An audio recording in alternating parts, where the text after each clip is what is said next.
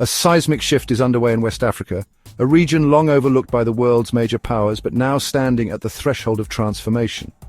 From the dusty streets of Ouagadougou to the vibrant markets of Bamako and Niamey, a new sense of purpose is taking root. The balance of power is tilting, threatening to redraw the global map and upend the established order. What was once considered the periphery is fast becoming the center of a new geopolitical contest. In the Sahel, a revolution is brewing, one of self-determination and defiance, not charity or aid. Across the region, people are demanding a future shaped by their own hands, not dictated by foreign interests. The nations of Burkina Faso, Mali and Niger, long dismissed as fragile or unstable, are now joining forces in a formal confederation. By pooling their military, diplomatic and economic might, they are forging a new path, one that prioritizes unity and collective strength over division and dependency. This bold move challenges the established order and signals the end of Western dominance in the region. For decades, outside powers have shaped the destiny of the Sahel, but now the script is being rewritten.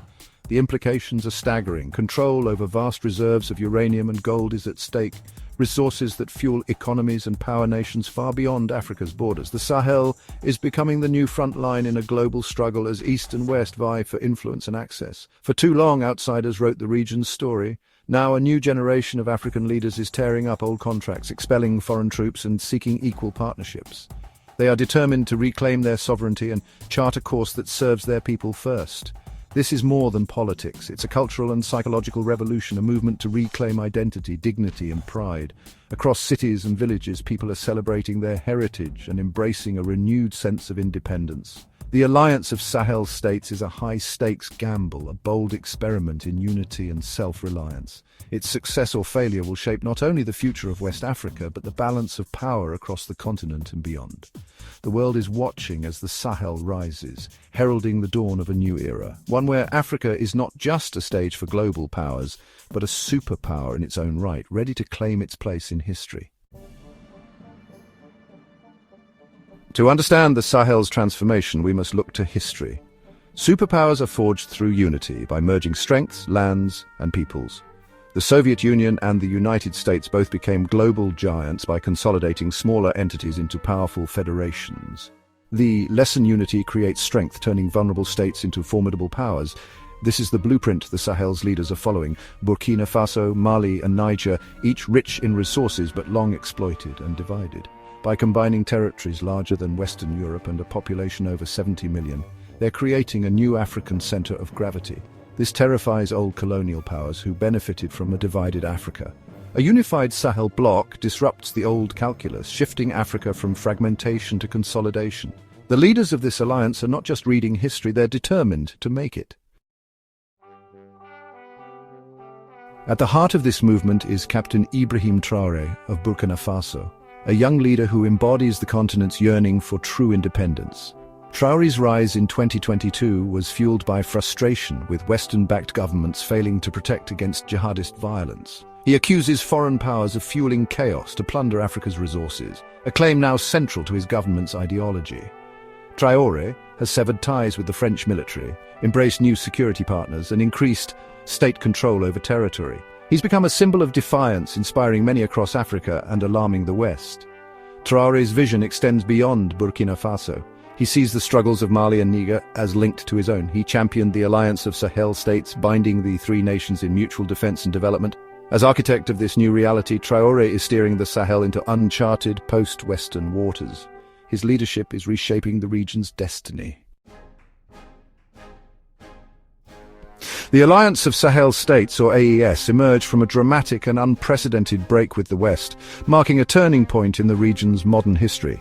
This bold move was not just a reaction to external pressures, but a declaration of intent, a vision for a new era of African self-determination and unity. In early 2024, Burkina Faso, Mali and Niger made headlines by withdrawing from ECOWAS, the regional bloc they once helped shape. Their leaders accused ECOWAS of serving foreign interests, especially those of former colonial powers, and of imposing crippling sanctions that deepened hardship for ordinary citizens.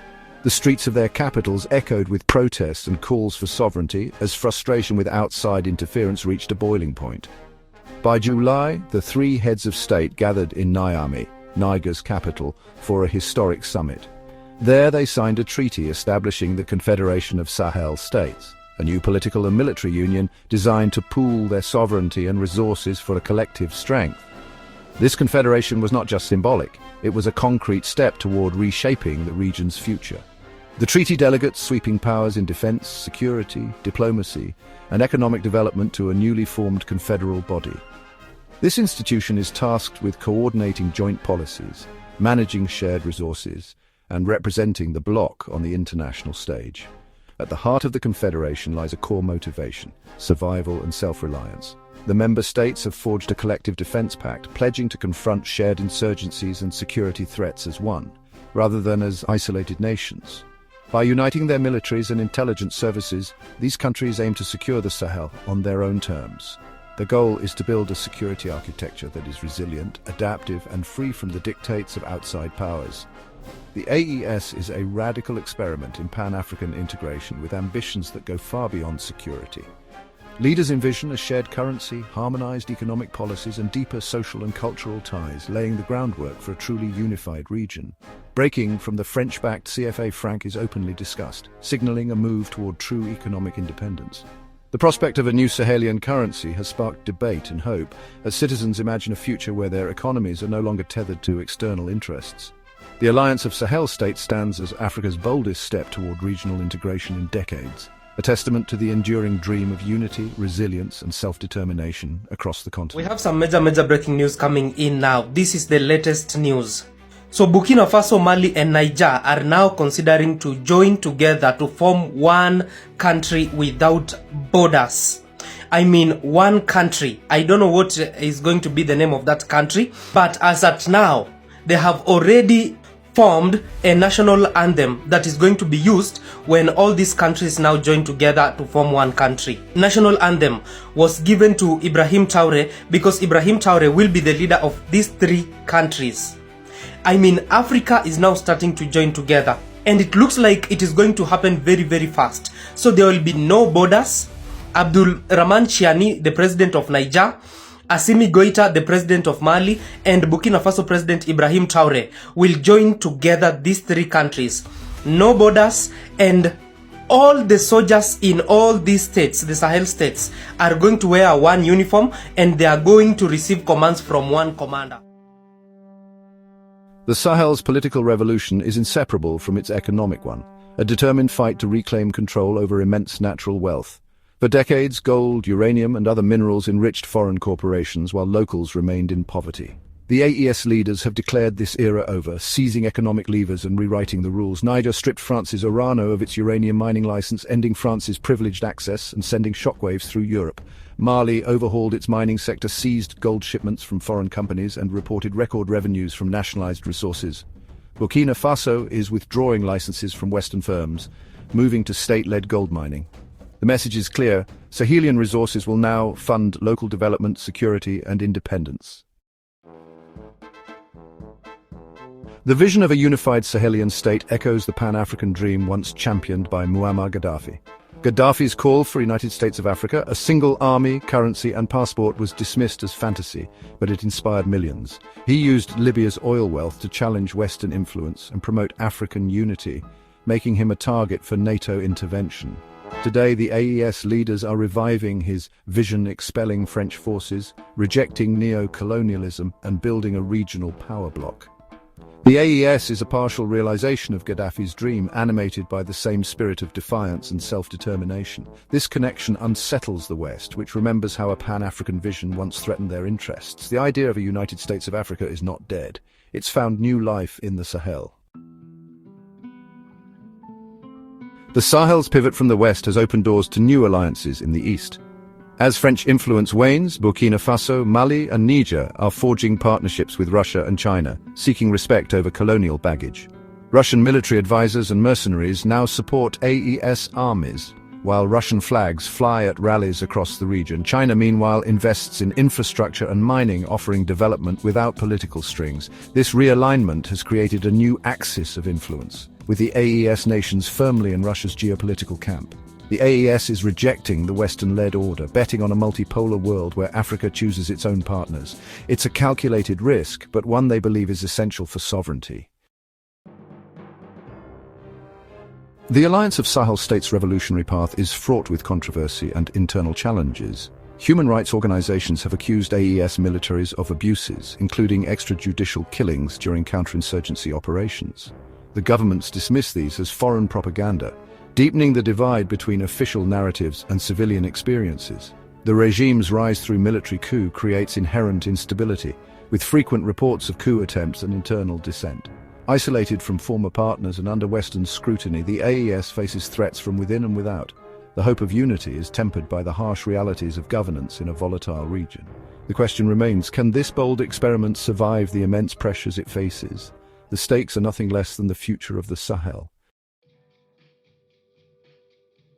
The Sahel's gamble could birth a powerful new African superstate, one that redraws the map and redefines what is possible for the continent.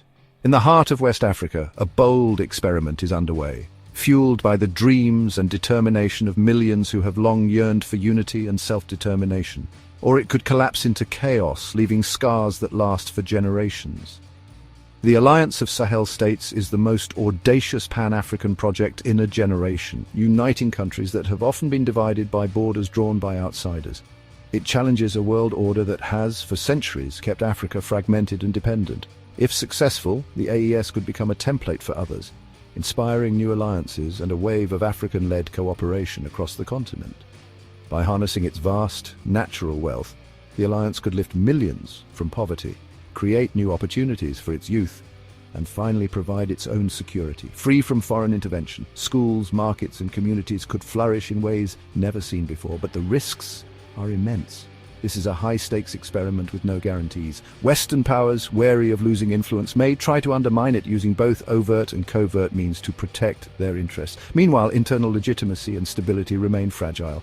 The AES is a young and vulnerable entity, still searching for its identity and unity. Forged in rebellion, it could just as easily be consumed by the very forces that brought it into being: conflict, mistrust, and unrest. This is a story of a world in transition, where old certainties are crumbling and new possibilities are emerging. As Africa moves from passive object to active shaper of its destiny, the hopes of a generation rest on the outcome. Will the Sahel become a beacon of hope, a model for others to follow, or a cautionary tale of ambition undone? One thing is certain: its leaders have forced the world to see Africa not just as a continent of problems, but as a continent of power, vision, and possibility.